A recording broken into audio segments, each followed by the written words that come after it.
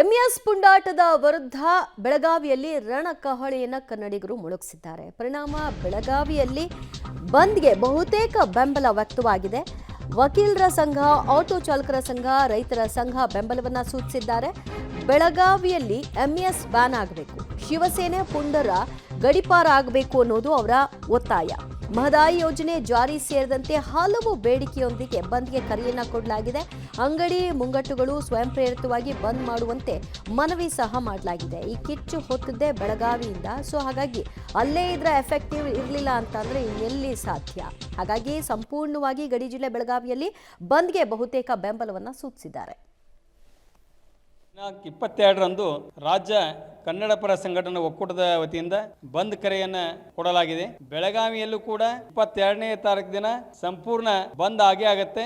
ಯಾಕಂದರೆ ಈಗಾಗಲೇ ರಾಜ್ಯದ ಎಲ್ಲ ಪರ ಸಂಘಟನೆಗಳು, ಕಾರ್ಮಿಕರ ಸಂಘ ಆಗಿರ್ಬೋದು, ಲಾರಿ ಮಾಲೀಕರ ಸಂಘ ಆಗಿರ್ಬೋದು, ಹೋಟೆಲ್ ಮಾಲೀಕರ ಸಂಘ ಆಗಿರ್ಬೋದು, ರಿಕ್ಷಾ ಚಾಲಕರ ಸಂಘ ಆಗಿರ್ಬೋದು, ಹೀಗೆ ವಕೀಲರ ಸಂಘ ಆಗಿರ್ಬೋದು, ಇನ್ನಿತರ 200ಕ್ಕಿಂತ ಹೆಚ್ಚು ಸಂಘಟನೆಗಳು ಭಾಗವಹಿಸ್ತಾ ಇದ್ದಾವೆ. ಆ ದಿನ ಈ ಸಭೆಯಲ್ಲಿ ನಾವು ತೀರ್ಮಾನವನ್ನು ತಗೊಂಡಿದ್ವಿ. ಆದರೂ ಬೇರೆ ಬೇರೆ ಸಂಘಟನೆಯವರು ಕೂಡ ನಮಗೆ ಬೆಂಬಲವನ್ನು ಕೊಟ್ಟಿದ್ದಾರೆ. ವಕೀಲರ ಸಂಘ ಆಗಿರ್ಬೋದು, ಆಟೋ ಚಾಲಕರ ಸಂಘ ಆಗಿರ್ಬೋದು, ಟ್ಯಾಕ್ಸಿ ಚಾಲಕರ ಸಂಘ ಆಗಿರ್ಬೋದು, ರೈತ ಘಟಕದ ಸಂಘ ಆಗಿರ್ಬೋದು, ಇವರೆಲ್ಲ ಸಂಪೂರ್ಣ ನಮಗೆ ಫೋನ್ದಲ್ಲಿ ಬೆಂಬಲವನ್ನು ಕೊಟ್ಟಿದ್ದಾರೆ. ಬೆಳಗಾವಿ ಬಂದ್ ಅನ್ನುವಂಥ ಯಾಕೆ ಬಂದ್ ಮಾಡುವಂತ ಕೇಳ್ತಾ ಇದ್ರೆ, ನಿಮ್ಮ ಕರ್ನಾಟಕದಲ್ಲಿ ಈ ರೀತಿ ಸಮಸ್ಯೆಗಳು ನಡೆದಂಥ ಮಹದಾಯಿ ಆಗಿರ್ಬೋದು, ಕಳಸಾ ಬಂಡೂರಿ ಆಗಿರ್ಬೋದು, ಕುಡಿಯುವ ನೀರಿನಗಾಗಿ ಬೆಳಗಾವಿ ಸಂಪೂರ್ಣ ಬಂದ್ ಮಾಡುವ ಮೂಲಕ ಶಾಂತ ರೀತಿಯಿಂದ ಹೋರಾಟ.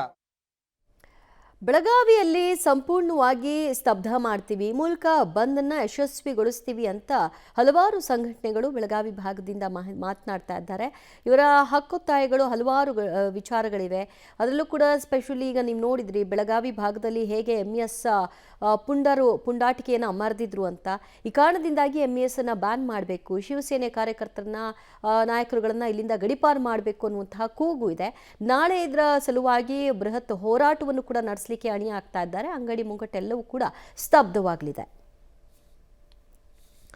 ಮತ್ತಷ್ಟು ಮಾಹಿತಿ ಪಡೆಯೋಣ ನಮ್ಮ ಪ್ರತಿನಿಧಿ ದಿಲೀಪ್ ಕುರುಂದವಾಡೆಯಿಂದ. ದಿಲೀಪ್, ಇದರ ಕಿಚ್ಚು ಹೊತ್ತಿದೆ ಬೆಳಗಾವಿಯಿಂದ. ಈಗ ಸೊ ನಾಳೆ ಬೆಳಗಾವಿಯಲ್ಲಿ ಹೇಗಿರುತ್ತೆ ಬಂದ್ನ ಎಫೆಕ್ಟ್? ಯಾರೆಲ್ಲ ಸಪೋರ್ಟ್ ಮಾಡಿದ್ದಾರೆ? ಇನ್ನೂ ಕೂಡ ತಿಣುಕಾಡ್ತಿರೋರು ಯಾರಾದರೂ ಇದ್ದಾರಾ?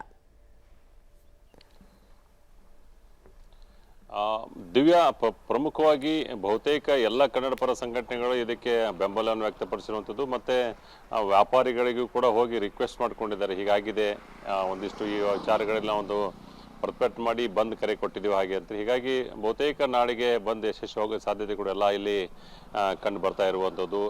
ಈಗಾಗಲೇ ಇವತ್ತು ಮಧ್ಯಾಹ್ನದ ಹೊತ್ತಿಗೆ ಒಂದಿಷ್ಟು ಕನ್ನಡ ಪರ ಸಂಘಟನೆಗಳು ಅಲ್ಲಲ್ಲಿ ಮೀಟಿಂಗ್ಗಳನ್ನು ಮಾಡ್ತಾ ಇದೆ. ಪ್ರಮುಖವಾಗಿ 2 ಬೇಡಿಕೆಗಳು ಅವ್ರದ್ದು ಏನಂತಂದರೆ, ಎಂಇಎಸ್ ಸಂಘಟನೆಯನ್ನು ನಿಷೇಧ ಮಾಡಬೇಕು, ಜೊತೆಗೆ ಏನಂತಂದರೆ ಮಹದಾಯಿ ವಿಚಾರವಾಗಿ ಸರ್ಕಾರ ತನ್ನ ನಿಲುವನ್ನು ಸ್ಪಷ್ಟಪಡಿಸಬೇಕು ಹಾಗೆ ಅಂತೇಳಿ 2 ವಿಚಾರಗಳು. ಜೊತೆಗೆ ಏನು ಶಿವರಾಮೇಗೌಡರೇನು ಕರೆ ಕೊಟ್ಟಿದ್ದಾರೆ ಕರ್ನಾಟಕ ಬಂದ್ಗೆ, ಇಲ್ಲಿ ಬೆಳಗಾವಿಯಲ್ಲಿ ಬಹುತೇಕ ಬಂದ್ ಆಗುವ ಸಾಧ್ಯತೆಗಳು ಭಾಳಷ್ಟು ಇರೋದ್ರಿಂದ ಎಲ್ಲ ಕನ್ನಡ ಪರ ಸಂಘಟನೆಗಳು ಕೂಡ ಈಗ ಒಂದು ಮೀಟಿಂಗ್ ಮಾಡ್ತಾ ಇದ್ದಾರೆ. ಜೊತೆಗೆ ಬೆಳಗಾವಿಯ ಪೊಲೀಸ್ ಕಮಿಷನರ್ ಯಡಮಠನವರು ಕೂಡ ಒಂದು ಅಧಿಕಾರಿಗಳ ಸಭೆ ನಡೆಸಿದರೆ ಎಲ್ಲೆಲ್ಲಿ ವ್ಯವಸ್ಥೆ ಇರಬೇಕು, ಹೇಗಿರಬೇಕು, ಯಾವುದೇ ಅಹಿತಕರ ಘಟನೆ ನಡಿಬಾರ್ದು ಹಾಗೆ ಅಂತೇಳಿ ಒಂದು ಕೂಡ ವ್ಯವಸ್ಥೆ ಮಾಡಿ ಮೀಟಿಂಗನ್ನು ಮಾಡಿಕೊಂಡು ಅವರು ಕೂಡ ಸಿದ್ಧತೆಯನ್ನು ಮಾಡ್ಕೊಳ್ತಾ ಇರುವಂಥದ್ದು. ದಿವ್ಯಾ, ಥ್ಯಾಂಕ್ ಯು ದಿಲೀಪ್ ನಿಮ್ಮೆಲ್ಲ ಮಾಹಿತಿಗೆ.